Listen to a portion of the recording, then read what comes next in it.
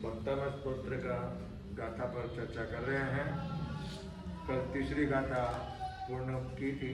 आज चौथी गाथा के अंदर क्या कहते हैं आचार्य श्री वक्तुम गुणानुगुण समुद्र कस्ते क्षमा सुर गुरु प्रतिमो विबुद्ध्या कल्पांत काल पवनो दत्तनाक चक्रम को वातरी तुमलमं बुद्धिं पूजाया। बस एक ही गाथा के जो कर रहे हैं दो यहाँ पे आचार्य श्री कह रहे हैं कि हे गुणों के सागर प्रभु, आप गुणों के सागर हैं, समुद्र है। प्रलय काल के पवन से, पवन यानी हवा, प्रलय काल की जो हवा आती है जिसके अंदर जो है समुद्र के अंदर जो है पानी उछलता है, और जब पानी उछलता है तो समुद्र के अंदर रहे हुए जो जीव है, मछलियां वगैरह है, बड़े बड़े मच्छ है, कच्छ है, मगरमच्छ है, मगर जिसको बोलते हैं ना, वो भी उछलते हैं। पानी की लहर जो उछलती है ना, उसके साथ में वो भी क्या होते हैं, उछलते हैं। क्योंकि जब वो तूफान आता है समुद्र के अंदर, तब उस समय यानी तूफान के अंदर तो बड़े बड़े जहाज भी क्या हो जाते हैं, डूब जाते हैं, वो भी उसका सामना नहीं कर सकते हैं।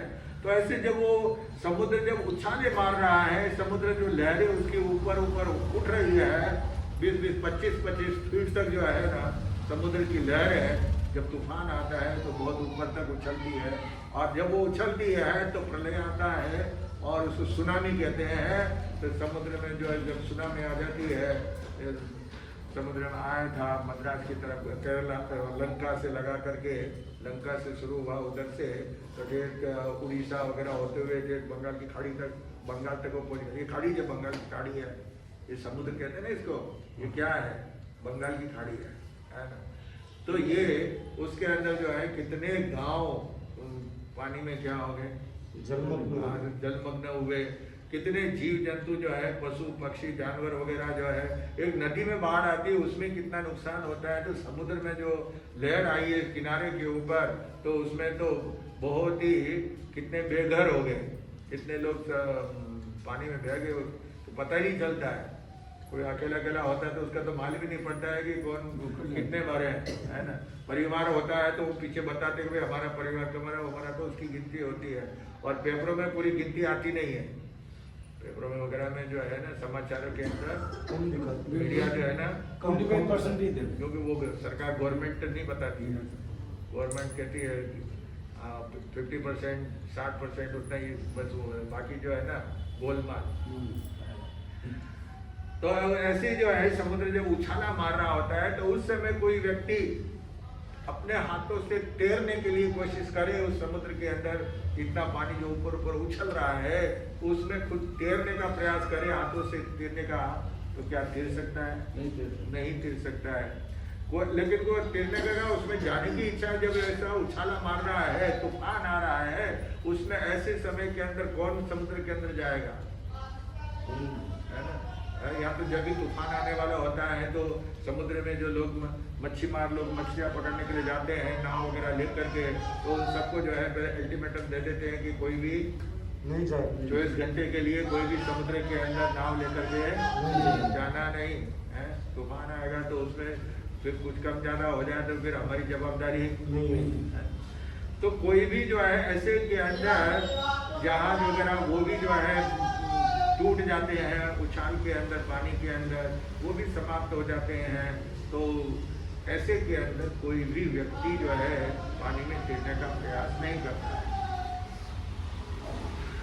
क्योंकि जो बुद्धिमान होता है वो बुद्धिमान जो है पानी के अंदर नहीं जाएगा, और जिसको मरना ही है ना, बुद्धि नहीं है कि नहीं मैं तो जाऊंगा, तो उसका तो भी इलाज नहीं हो सकता।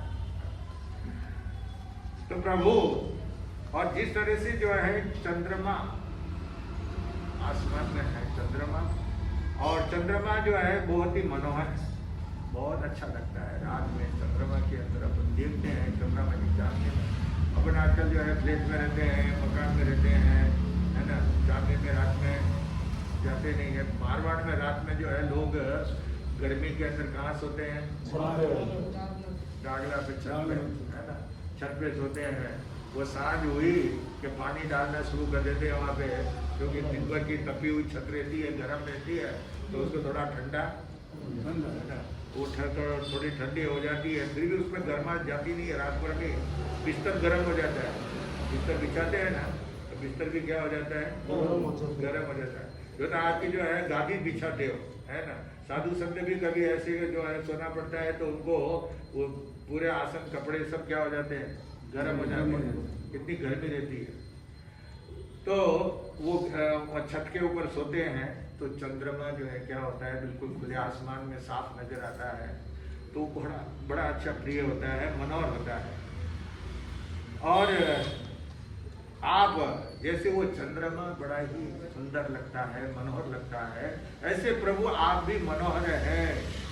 और आपके गुणों, आप में इतने गुण हैं कि आपकी गुणों की प्रशंसा कोई नहीं कर सकता।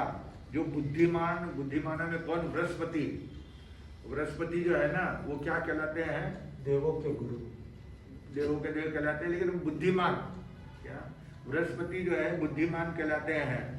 वो भी जो है आपके गुणों को पूर्ण रूप से प्रशंसा पूर्ण रूप से नहीं कर सकते, उनमें भी वो ताकत नहीं है, उनके पास में वो शब्द नहीं है कि जिन शब्दों से जो है हम पूर्ण रूप से आपकी प्रशंसा कर सके, आपके गुणानुवाद कर सके।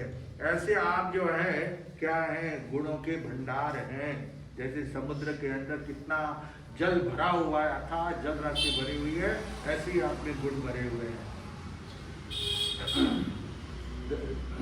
कहते हैं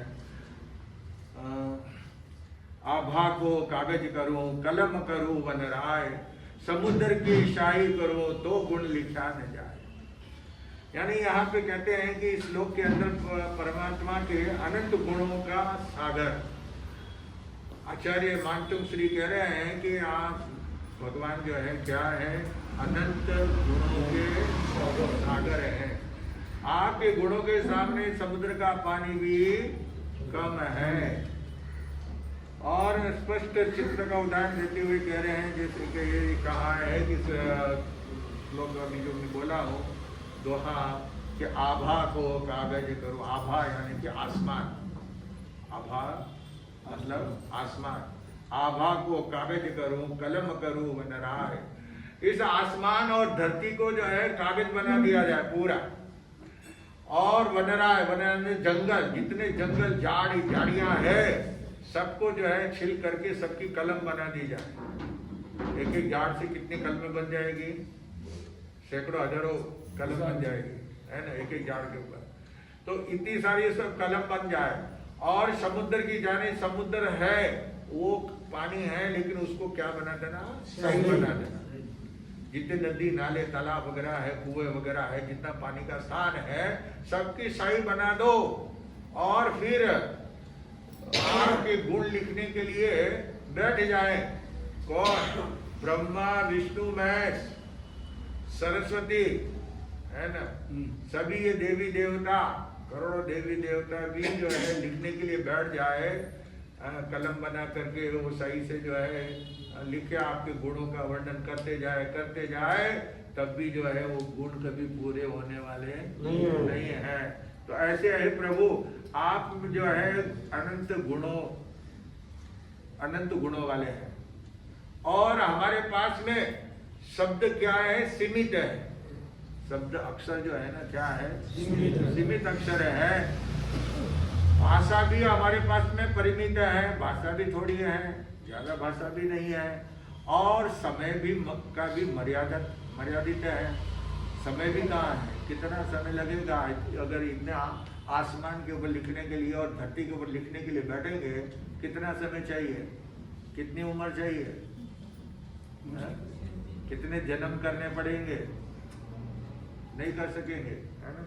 तो ये समय की भी मर्यादा है। और लेकिन अच्छा मान लो ये भी हो जाए, अरे समुद्र की सही बना दें, सारा जितना पानी है सबको सही बना दें, देवता के सहयोग से, देवता चाहे तो जो कर सकता है ना। इस जमीन को कागज बना दे, आसमान को कागज बना दे और लिखने के लिए बैठ जाए, सारे जितने भी झाड़ पेड़ पौधे हैं सबकी कलम बना दे और लिखने के लिए बैठ जाए, लेकिन लिखने वाले में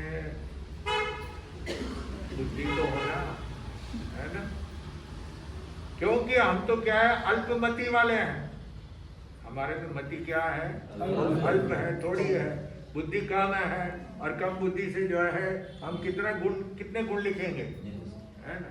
जो अपन सुन लिया होता है, जो शब्द हमारे पास ज्ञान में होता है बस इतने लिखेंगे।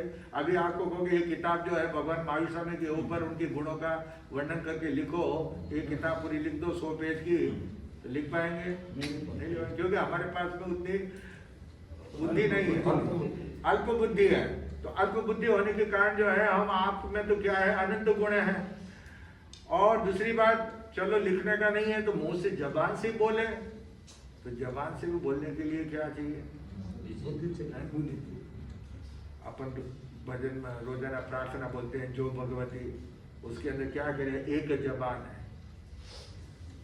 आप में गुण तो क्या है अनंत, प्रभु आप में अनंत गुण है, और हमारे पास में गुणानुवाद करने के लिए जीव कितनी है, एक ज्यादा है, 2 है,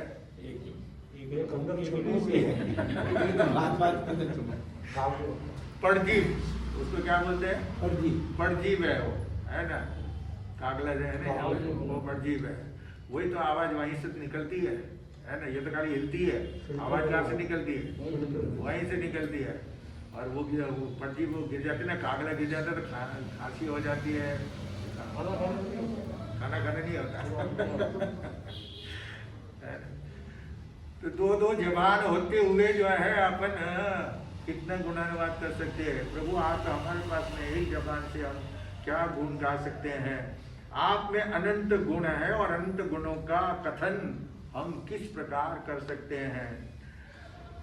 जिस तरह से चंद्रमा को जो 16 कलाएं हैं, चंद्रमा की कितने 16 कलाएं हैं, तो 16 कलाएं से जिस समय चंद्रमा चंद्रमा होता है तो उसकी 16 कला खिली हुई होती है पूर्ण चंद्रमा में, तो उसी तरह से आप जो है बहुत ही मनोहर आपके शुभ गुणों का वर्णन करने के लिए गुरु बृहस्पति है ना और सरस्वती ये भी जो है बैठ जाए और आपके गुणानुगान बोलने लग जाए, गुणगान करने लग जाए, तब भी जो है वो भी शक्तिमान नहीं है, वो भी आपके पूरे गुणगान नहीं कर सकते हैं, क्योंकि आप में जो है जब इतने बृहस्पति जो है बुद्धि के देवता, आपको मालूम ये गणेश जी जो है क्या है बुद्धि के देवता कहलाते हैं। गणेश जी में बहुत बुद्धि है और अभी बुद्धि हाथी में भी जो है ना बुद्धि बहुत होती है, उसका उपयोग करने वाले जो है उपयोग करते हैं, बाकी हाथी बहुत बुद्धिमान कहलाता है, मूर्ख नहीं कहलाता है। वो बोली स्कूल जाना पढ़ता नहीं, लेकिन वो आप करके कहीं देखेंगे कोई चित्रकार जो है ना वो एक बार हाथी देख लेते तो चित्र भी वो अपने सूंड से कलम पकड़ करके क्या बना देता है, चित्र भी बना देता है, आर्टिस्ट का काम भी वो कर लेता है ना। और कहीं कहीं जो है वो एक पाँव 2 पाँव पे भी खड़ा हो जाता है, नमस्कार भी करता है। कहीं कहीं आपने फोटो वगैरह भी आया होंगे, वीडियो वगैरह में भी देखा होगा, कहीं कहीं मंदिर में जा करके वो पूजा भी करता है भगवान के, वहाँ पे जा करके सर्कस में तो करते हैं, लेकिन बिना सर्कस के भी जो है कहीं कहीं मंदिर पे बाहर वो वहाँ बैठे रहता है और वो सुबह सुबह जो है नमस्कार फेरी भी करता है, नमस्कार भी करता है। तो ऐसे हर जीव में क्या होता है, बुद्धि थोड़ी बहुत तो क्या होती है, बिल्कुल ही नहीं बुद्धि तो नहीं कर सकते, लेकिन बुद्धि होती है। तो ये गणेश जी जो है बहुत ही बुद्धिमान होते हैं, तो वो जो गणेश जी वगैरह भी है वो भी आपके गुणानुवाद करने के लिए बैठ जाए तब भी आपके गुण पूरे नहीं होते हैं। तब जब इतने बड़े बड़े विद्वान ज्ञानी जन बुद्धिमान है, बुद्धिजीवी जिसको बोलते हैं, वो आपके गुण पूरे नहीं कर सकते, तो मेरे सरीका जो है मंद बुद्धि वाला, मंद बुद्धि है मेरी, बुद्धि विकसित है मंद बुद्धि होती है ना, किसी किसी का दिमाग क्या होता है, कम होता है, काम नहीं करता है। अपन उसको 10 बार बोलेंगे तब उसके समझ में आधा आएगा, वो भी आधा आएगा, और वो भी कभी भूल जाता है। किसी को तो अपना नाम भी याद नहीं रहता है ना, आवाज ना पुकारे कैसा, हमारा नाम कहिए, ऐसा होता है। तो अपने नाम भी भूल जाते हैं। तो इसलिए ऐसे लोगों, ऐसे जो मंद बुद्धि वाले हैं, बिल्कुल ही जिनमें बुद्धि नहीं है उनकी तो छोड़ो, लेकिन जिनके पास से थोड़ी बहुत बुद्धि है वो भी आपके आचार्य श्री खुद अपने आप को कह रहे हैं कि मेरे शरीर का मंद बुद्धि वाला, जबकि वो तो विद्वान है, ज्ञानी है, पंडित है। कौन?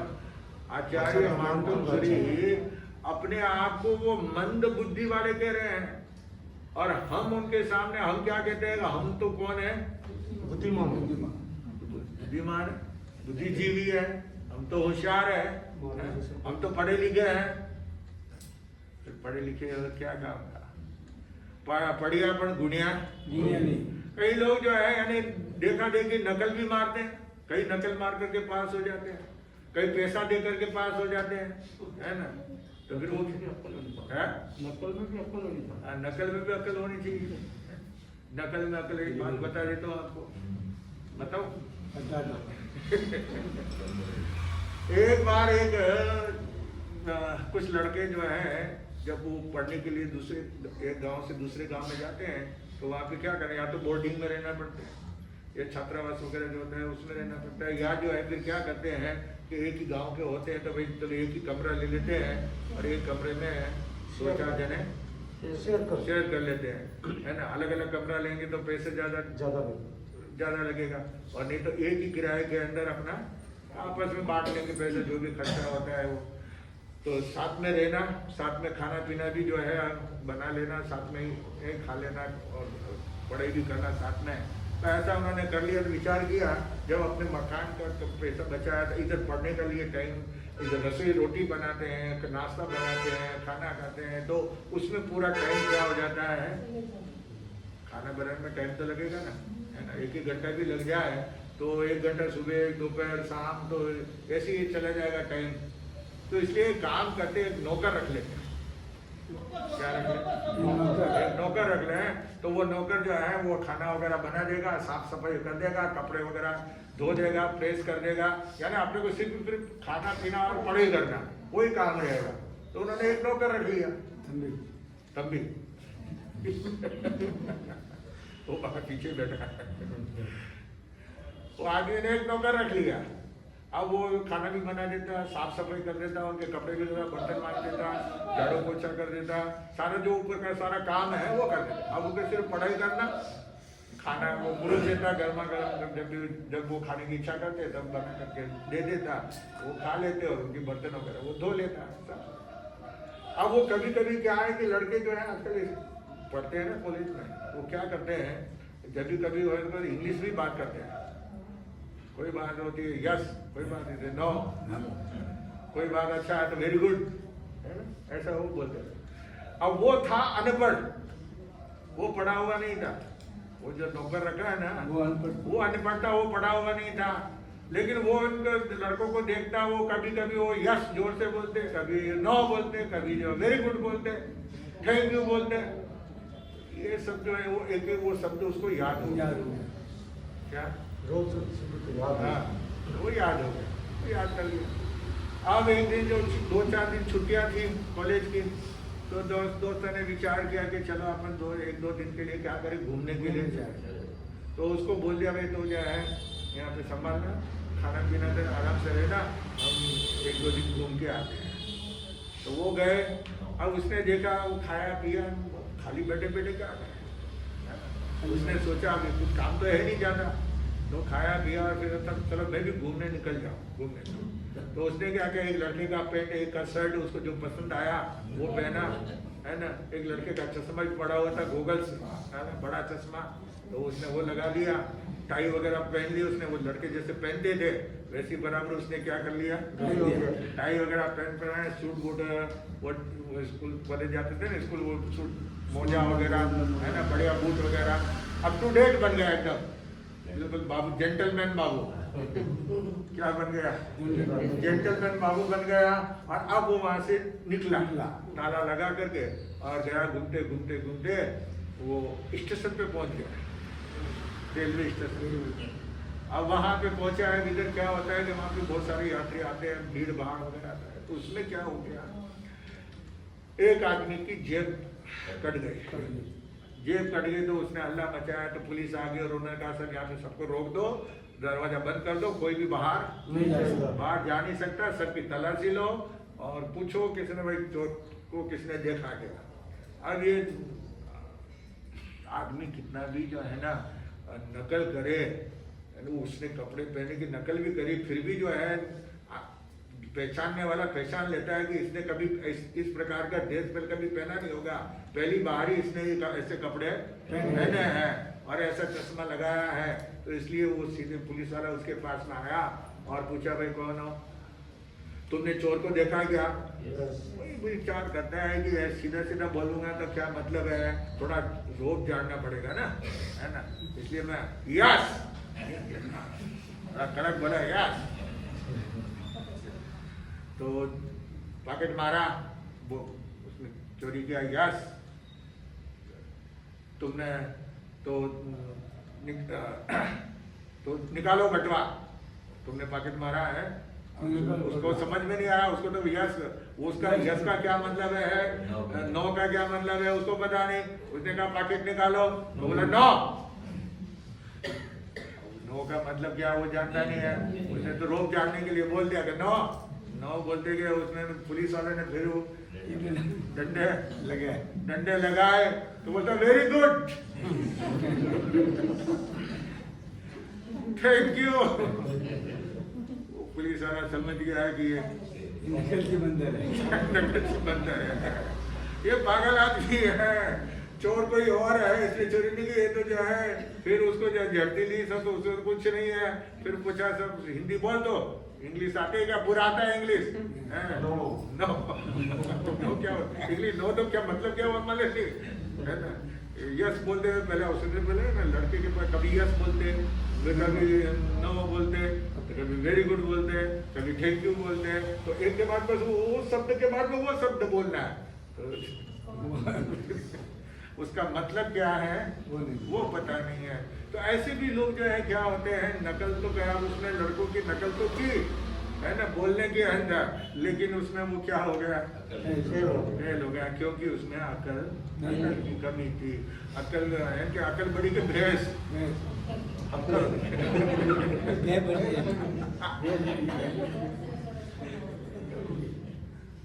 अरे भाई अकल बड़ी क्यों, अकल होगा तो भैंस को संभाल सकेगा, अकल ही नहीं होगा तो भैंस को कैसे संभालेगा, मार देगी, है ना। भैंस को संभालना भी तो अकल चाहिए, है ना। और अकल के कहते महाराज आप कहते हो कि अकल बड़ी है, नहीं नहीं भैंस बड़ी है, क्योंकि वो दूध पिएगा तभी तो अकल आएगा। भैंस का दूध पिएगा तभी अकल आएगा।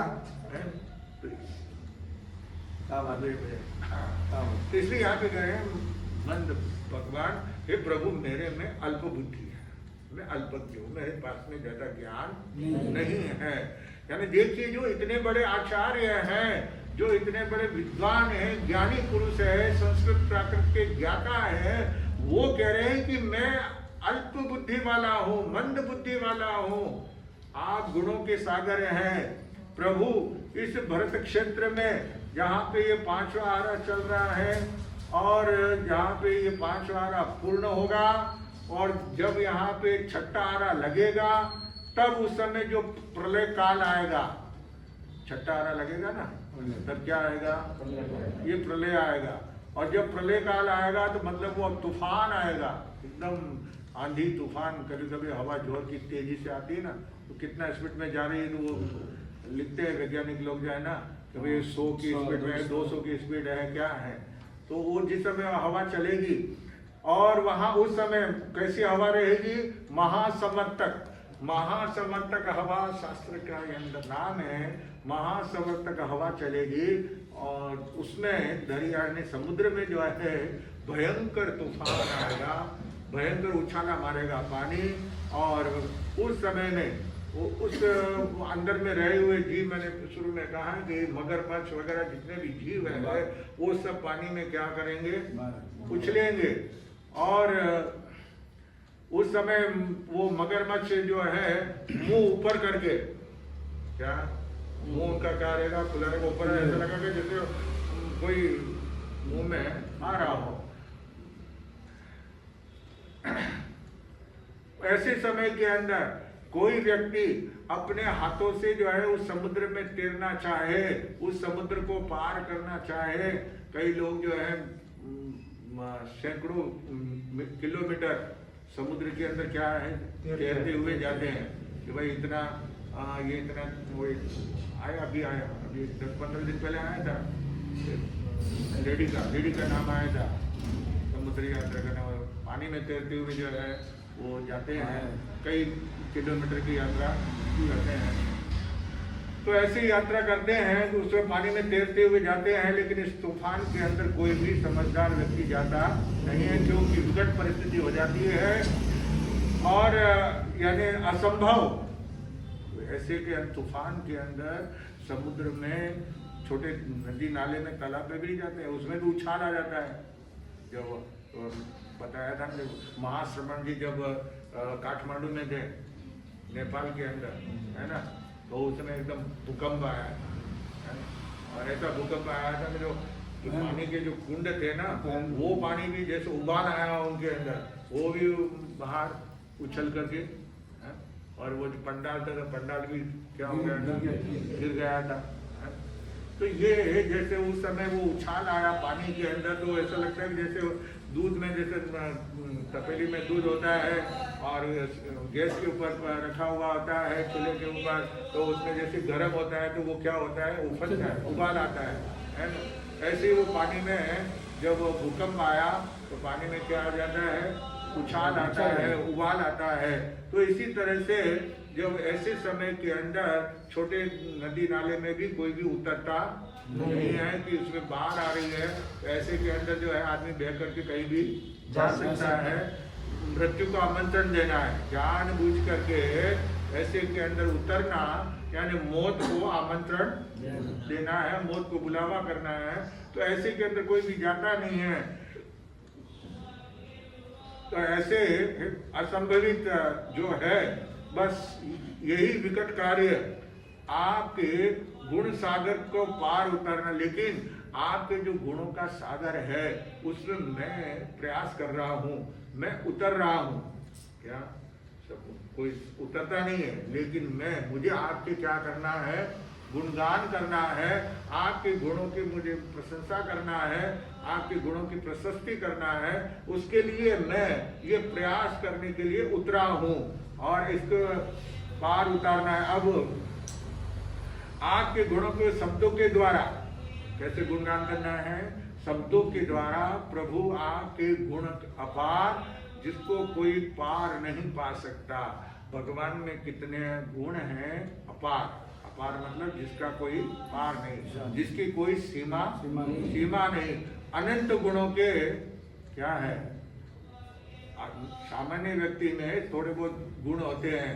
कोई भी प्राणी है, कोई भी जीव है, उसमें कुछ न कुछ गुण होते हैं। जानवर है तो उसमें भी गुण है, मनुष्य है उसमें भी गुण है। कोई भी बिना गुण का कोई नहीं होता। कुछ न कुछ छोटे मोटा कोई न कोई गुण तो उसमें अवश्य होता है। तो इसलिए तो, लेकिन आप में तो क्या है, अनंत गुण है। आप तो गुणों के सागर हैं, इसलिए आपके गुणों का हम पार नहीं पा सकते। और आपके गुणों को हम शब्द के अंदर भी गुंथन नहीं कर सकते। गुणों को शब्दों के, जैसे फूलों की माला गूंथी जाती है, फूलों की माला बनाई जाती है, मणियों की माला, मोती की माला बनाई जाती है, सोने के मोती बना करके उसकी भी माला बनाई जाती है। सोने की माला बनाते हैं ना, है ना, तो वो भी बनाई जाती है। लेकिन आपके गुणों का हम गुंथन नहीं कर सकते। फिर भी मैं प्रयास कर रहा हूँ प्रभु, आपके गुणों का जो है शब्दों को गूंथने का प्रयास कर रहा हूँ। इस प्रकार आचार्य श्री जो है इन चौथे श्लोक के अंदर वो कह रहे हैं कि आप गुणों के सागर हैं। और इसमें सबसे बड़ी यानी श्लोक की जाप करने से भय नाशक, जल भय नाशक, समुद्र का वर्णन है ना, तो पानी का स्थान है, तो पानी का अंदर भय रहित हो जाते हैं। ये चौथा श्लोक का जाप करने से जल का भय नाश होता है, पानी में कभी भी डूबेगा नहीं, उतर जाएगा। क्योंकि भगवान के गुणगान करने से आत्मा संसार सागर से तिर जाती है। तो ये छोटे मोटे पानी का तो उसके सामने कोई बड़ी बात नहीं है, इसको भी तीर सकते हैं भगवान के गुणगान करने से। ऐसा इस चौथे श्लोक के अंदर कहा है। अब आगे पांचवें श्लोक के अंदर क्या कहेंगे वो आगे कल सुनने से पता चलेगा। चरित्र के अंदर जो है कल बताया था, छोटी बहू जो है वो आई है और वो कलाहारनी जो माई है, डोकरी है ना, लड़ाई करने के लिए वो आई है यहाँ पे पूर्वेठान नगर के अंदर, और राजा ने आधा राज्य देने की घोषणा की है। तो उसके सामने जो है आते हुए उस बहू ने पूछा माँ जी को कि माँ जी लड़ाई कितने प्रकार की है ना, तो कल बता दिया ना, इसलिए भी आप बता दोगे कितने प्रकार की है? चार। कौन सी है?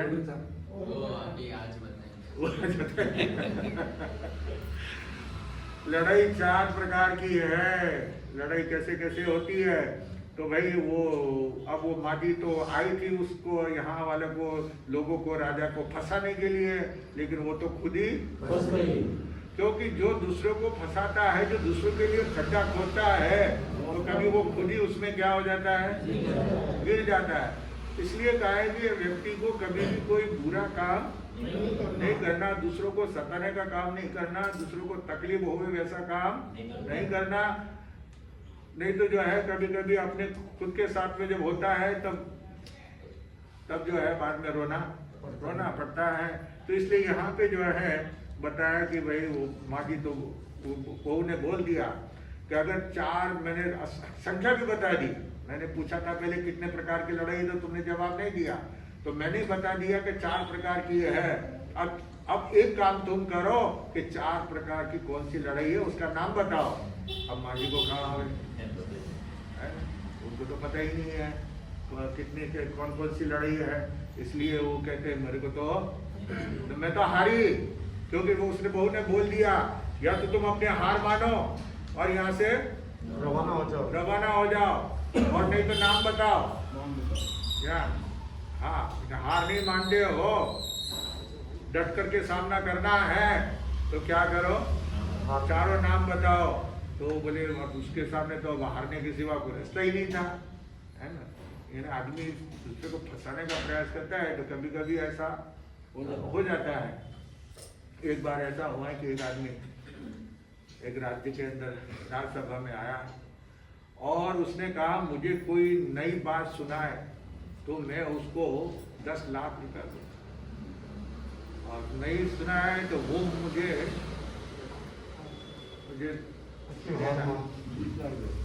डबल।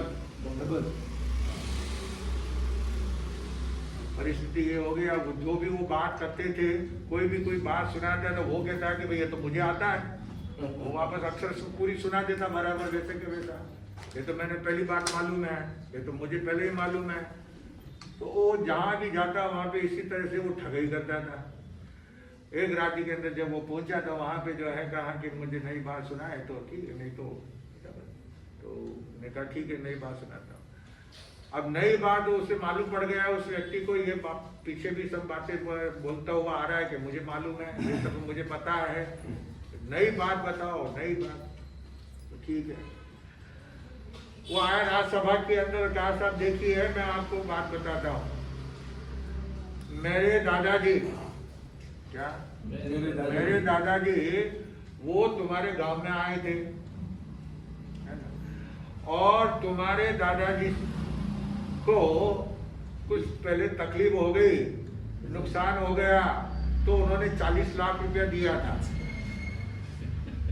40 लाख, हाँ सही बात है, 40 लाख रुपया दिया था। तो ये बात आपको मालूम है क्या? ये तो 40 लाख है। फंस गया वो। नहीं तो 10 लाख। अगर वो कहता है कि हाँ मुझे मालूम है, ये तो मुझे पता है, तो 50 लाख 40 लाख रुपया दो, और कहता है कि नहीं मालूम है तो 20 लाख दो। अब दोनों तरफ उसको क्या हो गया? फंस गया। क्यों फंस गया? वो सब दुनिया को फंसाता आ रहा था, आज यानी कोई कोई शेर को सवा शेर मिल जाता है। तो ऐसे ही जो है उसको ऐसा सवा शेर मिला, क्या उसको ऐसा फंसा दिया कि उसको बिना दिए हुए छुटकारा, या तो हाँ बोले तो 40 लाख देना पड़े, ना बोले तो 10 लाख का आधा में काम निपटा। हाथ जोड़ा उसने, तो आके रास्ता नापा, है ना। तो ऐसे जो है कभी कभी आदमी दूसरों को फंसाने का प्रयास करता है, तो कभी खुद भी फंस जाता है।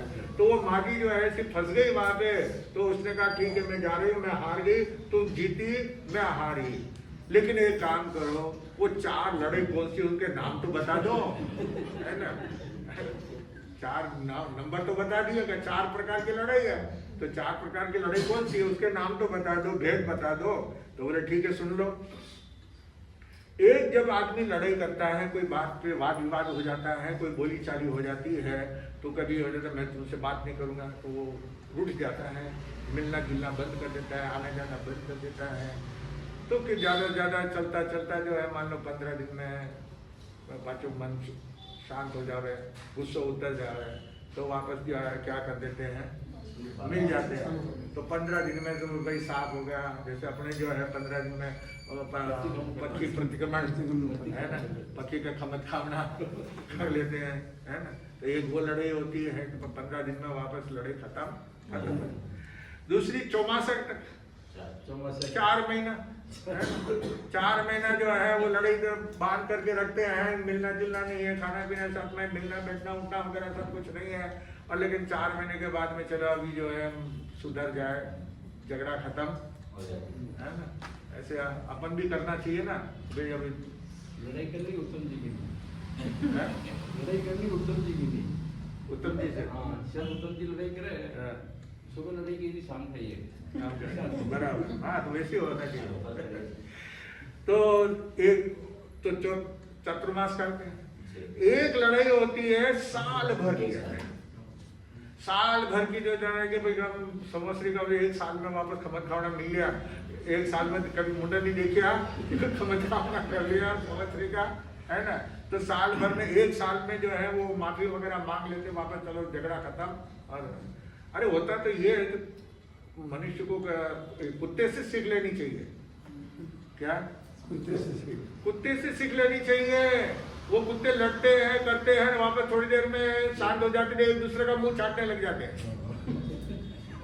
क्या लड़ाई सब खत्म।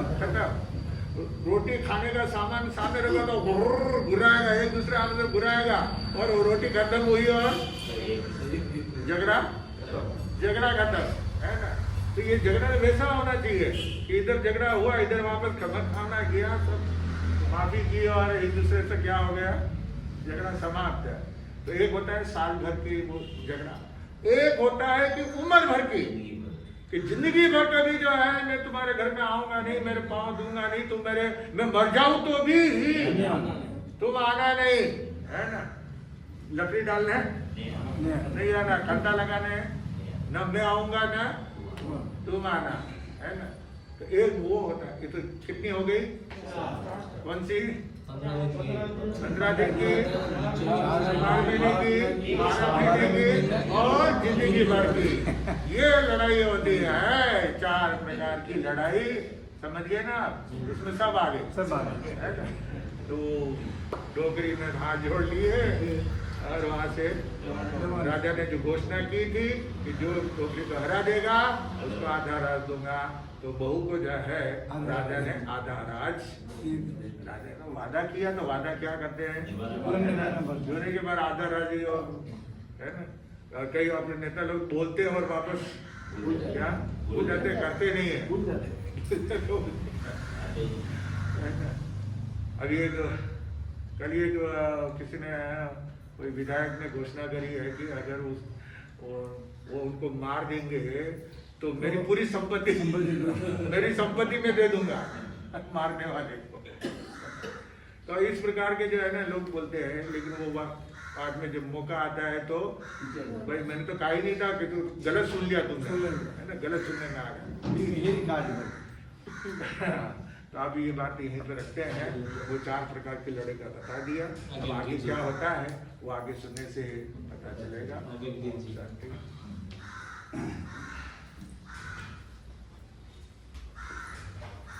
अर्थ विराजित परम पूज्य गुरुदेव तरुण तपस्वी विमल मुनि जी महाराज साहब के सुशिष्य स्वर्ण संयम आराधक सेवा शिरोमणि सेवा चक्रवर्ती जिन शासन प्रभावक सरसवाणी भूषण परम पूज्य गुरुदेव वीरेंद्र मुनि जी महाराज साहब के पावन श्रेष्ठ चरणों में कोटि कोटि बंदन।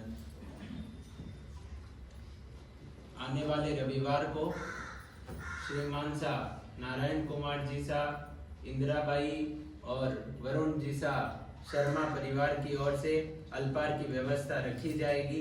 सभी महानुभावों से निवेदन कि आप उस दिन ज्यादा से ज्यादा संख्या में अवश्य पधारिए एवं लाभार्थी परिवार को आपकी सेवा का मौका दीजिए। आज गुरुदेव के प्रवचन एवं मंगली के पश्चात श्रीमान सा राकेश कुमार जी सा, तरुण कुमार जी सा दलाल परिवार की ओर से प्रभावना रखी गई है।